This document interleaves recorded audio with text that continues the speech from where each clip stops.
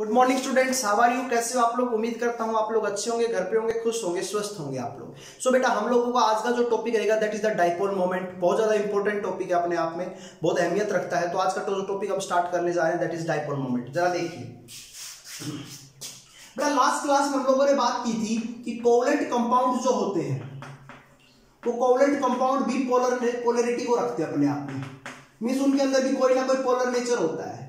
मैंने ये बात कब कही थी? जब अगर किसी कंपाउंड के अंदर कोई ना कोई एलिमेंट्स के बीच में इलेक्ट्रोनेगेटिविटी का डिफरेंस रहेगा, तो जिन एलिमेंट्स में इलेक्ट्रोनेगेटिविटी का डिफरेंस रहता है किसी भी कंपाउंड में, वो कंपाउंड वहां पर पोलरिटी जनरेट करते हैं। आप लोगों ने एग्जांपल भी देखा होगा, HCl का एग्जांपल या HF का एग्जांपल आप लोगों ने वहां पर हम लोगों ने डिस्कस किया था। क्लियर आप लोगों को? लेकिन अगर कहीं पर इलेक्ट्रोनेगेटिविटी का डिफरेंस 0 है तो वो सभी कंपाउंड्स अपने आप में क्या होंगे? Non polar. एक्सपेरिमेंटली ऐसा देखा भी गया है कि जिन कंपाउंड्स का इलेक्ट्रोनेगेटिविटी का डिफरेंस, जिन कंपाउंड्स का इलेक्ट्रोनेगेटिविटी का जो डिफरेंस है वो 1.9 के बराबर है, तो वो कंपाउंड 50% आयोनिक और 50% कोवलेंट होगा। 50% आयोनिक और 50% कोवलेंट होगा। लेकिन अगर किसी का 1.9 से ज्यादा इलेक्ट्रोनेगेटिविटी का डिफरेंस ज्यादा है, मोर देन, तो वो पर आयोनिक कैरेक्टर, आयोनिक परसेंटेज ज्यादा होगी as comparison to covalent character. लेकिन अगर 1.9 से कम है, लेस देन, तो वहां पर बेटा आपका कोवलेंट नेचर ज्यादा होगा, आयोनिक नेचर कम होगा। क्लियर? ये एक्सपेरिमेंटली डाटाज है जिसके बेस पर हम लोग बता सकते हैं कि किसके अंदर कितना। तो किसी भी प्योर कोवलेंट कंपाउंड के अंदर 100% उसका कोवलेंट नेचर ना होकर कुछ परसेंट आयोनिक नेचर होता है। अगर उसका इलेक्ट्रोनेगेटिव डिफरेंस वहां का 1.9 है तो 50% आयोनिक कैरेक्टर और 50% आपका कोवलेंट कैरेक्टर होता है। तो अब किसी भी कंपाउंड के पोलर और नॉन पोलर नेचर को डोमिनेट करने के लिए या मेजर करने के लिए एक यूनिट दी गई और उस यूनिट का नाम था डाइपोल मोमेंट। क्या नाम था बेटा? Dipole moment.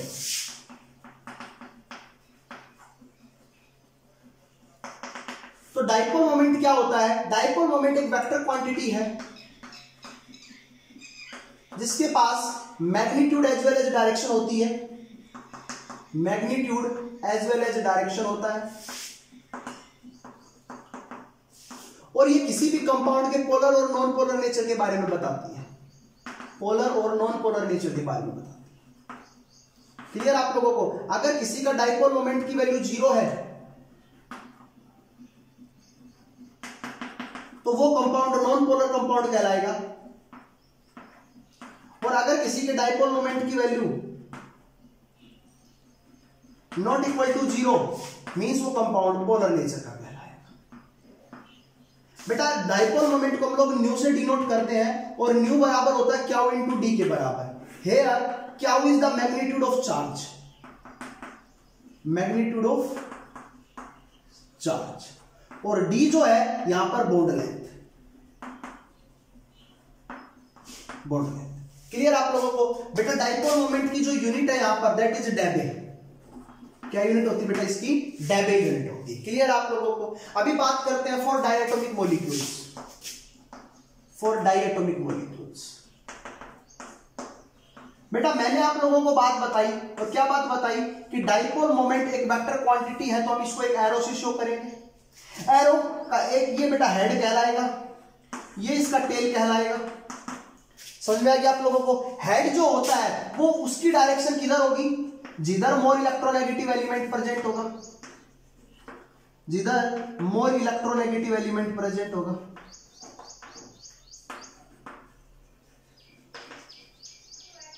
तो हम लोग अगर डायटोमिक मॉलिक्यूल्स की बात करें जैसे HCl, HF, तो इसमें एरो का हेड किस डायरेक्शन में होगा? जिधर क्या होगा? मेरा मोर इलेक्ट्रोनेगेटिव एलिमेंट होगा।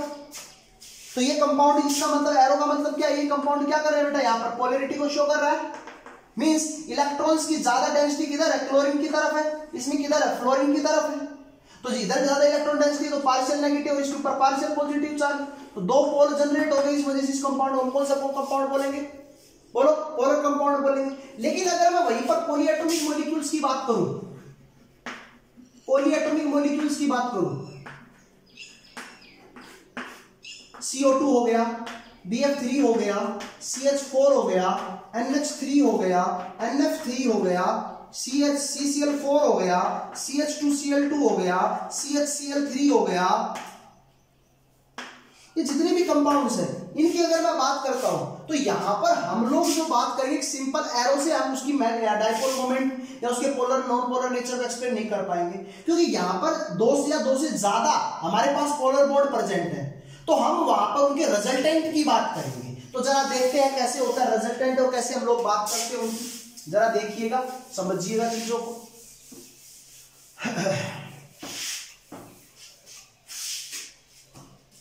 बेटा सबसे पहला मॉलिक्यूल है CO2, तो मोर इलेक्ट्रोनेगेटिव की तरफ डायरेक्शन, सर मैग्नीट्यूड दोनों का सेम है लेकिन डायरेक्शन अपोजिट है, तो इसका मतलब दोनों का इफेक्ट एक दूसरे से क्या हो जाएगा, कैंसिल हो जाएगा, डायरेक्शन अपोजिट है तो इसका मतलब न्यू की value 0, compound is said to be non polar.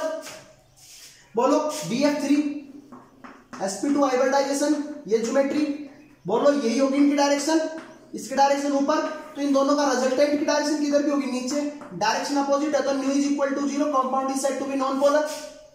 Next है CH4, आपको पता है carbon is more electronegative than hydrogen, किधर होगी बेटा डायरेक्शन बताओ, कार्बन की तरफ होगी डायरेक्शन, इन तीनों का रिजल्टेंट क्या होगा, अपवर्ड डायरेक्शन में, इफेक्ट एक दूसरे से cancel, nu is equal to 0, compound is said to be non polar. बोलो बेटा नेक्स्ट है NH3,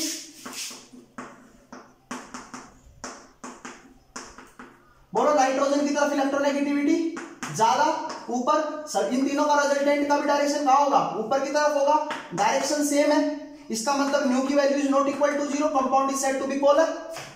लेकिन अगर मैं बात करूं NF3 की और NH3 का कंपैरिजन करूं तो NH3 is more polar than NF3, reason क्या, क्योंकि फ्लोरीन की तरफ इधर डायरेक्शन क्या आएगी, फ्लोरीन की तरफ आएगी, लॉन पेयर की डायरेक्शन ऊपर, तीनों का रिजल्टेंट का डायरेक्शन नीचे, इफेक्ट कैंसिल, तो nu is not equal to 0, but NH3 में न्यू की वैल्यू ज्यादा होती है किससे, न्यू NF3 से। समझ में आ गया आप लोगों को, दैट्स व्हाई तो हम लोग यहाँ पर क्या बात करेंगे, यहाँ पर NH3 ज्यादा पोलर होता है। क्लियर आप लोगों को। Now we are talking about the CCl4।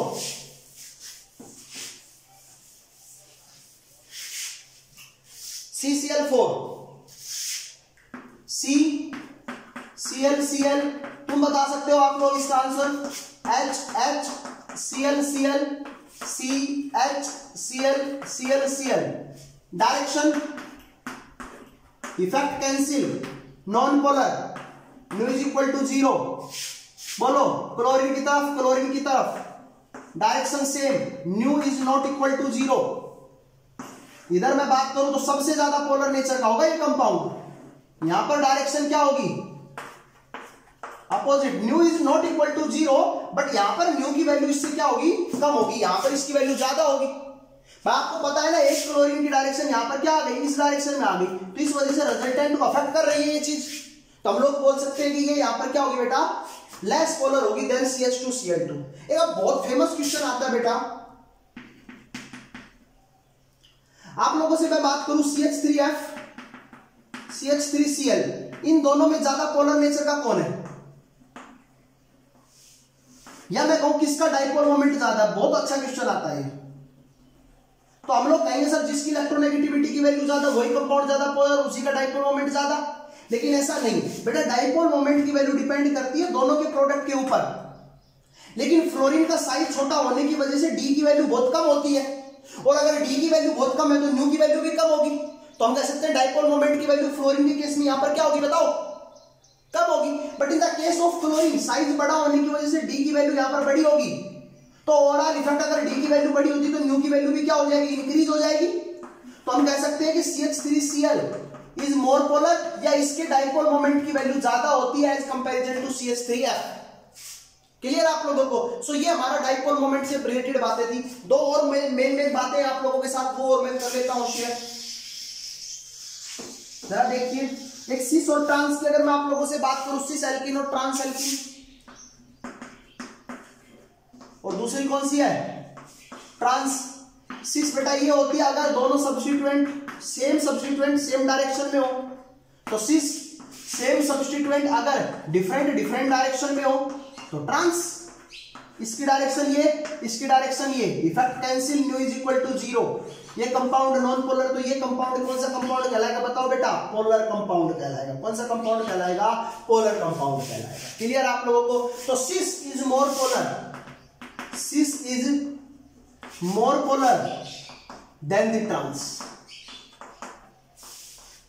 Then the trans. Clear है? नेक्स्ट है ortho dichlorobenzene, meta dichlorobenzene and para dichlorobenzene. बताओ ज्यादा पोलर नेचर कौन सा होगा? Sir direction same, direction little bit opposite, direction is completely opposite. सबसे ज्यादा polar, फिर ये और फिर ये। बोलो क्लियर है? तो सारा खेल यहाँ पर डायरेक्शन का। अगर आप लोगों को चीजें समझ में आ गई, एरो का हेड उस डायरेक्शन में होगा जहां पर वो इलेक्ट्रोनेगेटिव एलिमेंट प्रेजेंट होगा। तो मैं कह सकता हूं कि ऑर्थो सबसे ज्यादा पोलर, फिर मेटा और फिर पैरा, और ऑर्थो का डाइपोल मोमेंट भी सबसे ज्यादा होगा, फिर मेटा का, फिर पैरा का। सो इस क्लास में डाइपोल मोमेंट पे सिर्फ इतना ही डिस्कस करेंगे। नेक्स्ट क्लास बहुत ही ज्यादा इंपॉर्टेंट है हमारे लिए, जहां पर हम लोग फजान्स रूल को डिस्कस करने वाले हैं। सो प्लीज आप लोगों को नेक्स्ट क्लास को अटेंड करना है, बहुत अच्छे ढंग से पढ़ना है, चीजों को प्रिपेयर होकर आना है नेक्स्ट क्लास के लिए। Okay, thank you, have a nice day.